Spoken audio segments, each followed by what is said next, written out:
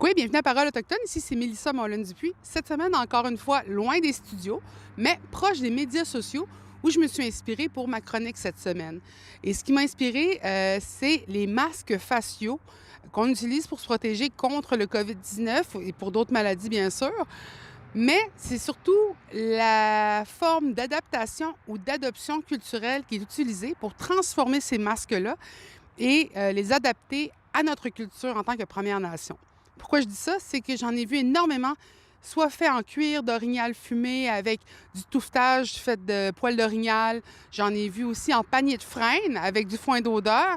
Et ce qui m'a particulièrement inspirée, c'est que j'ai vu mon amie Amanda en faire un avec de l'écorce de bouleau. Et ce qui est amusant, c'est que le patron utilisé pour faire les masques de face, eh bien, ressemble énormément au devant d'un canot. Donc, toute la forme de son masque ressemblait à un canot d'écorce de bouleau. Bien sûr, à l'intérieur, elle met des filtres parce qu'on s'entend que respirer à travers de l'écorce de bouleau, c'est pas exactement ce qui est le plus efficace contre le COVID.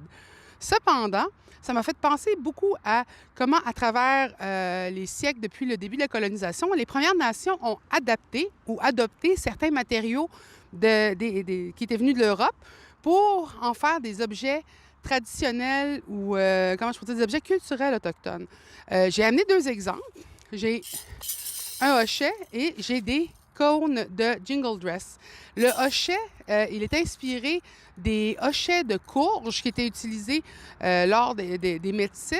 Mais imaginez que vous êtes un soldat lors de la Deuxième Guerre mondiale, loin de chez vous, pris en Europe, et que la courge que vous utilisez pour faire ce hochet n'est pas disponible.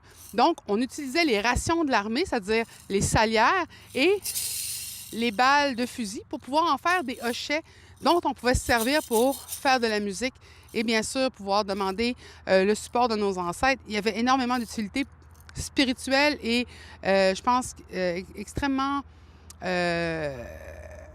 psychologique du support de savoir qu'on n'est pas trop loin, qu'on est très loin de sa nation.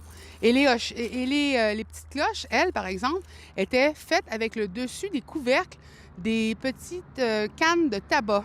Et comme le tabac est une herbe médicinale très connue, eh bien, c'était une manière de dire que c'était de la médecine par adaptation. Donc, pour faire les petites cloches, il faut quand même utiliser beaucoup de cannes de tabac, je peux vous le dire.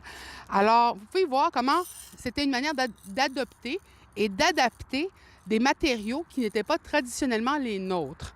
Bien sûr, ce ne sont pas les seules manières qu'on a eu d'adapter ou d'adopter, mais vous pouvez voir que c'est des objets qui ont été utilisés pour le bien-être soit physique ou psychologique des personnes qui les utilisaient. Alors, vous pouvez imaginer qu'avoir un masque qui est adapté à votre culture permet non seulement de montrer la fierté, la résilience d'une nation, mais aussi comment on peut demander l'apport des ancêtres derrière nous quand on est très spirituel. Donc, juste pour vous dire, je me suis fait un masque et j'ai utilisé ce que nous, on utilise, on appelle le kokum scarf ou le foulard de grand-maman.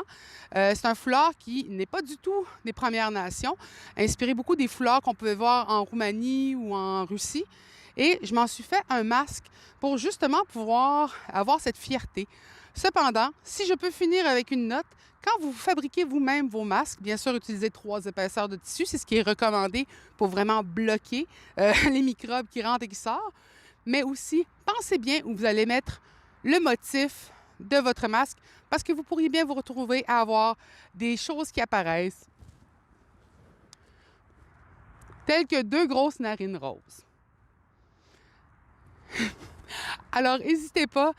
Si vous avez des idées pour des futures chroniques, n'hésitez pas non plus si vous avez des commentaires. Et surtout, ce qui serait intéressant, partagez dans les commentaires les masques que vous avez pu voir qui sont inspirés de la culture des Premières Nations. Alors, je vous souhaite une belle semaine.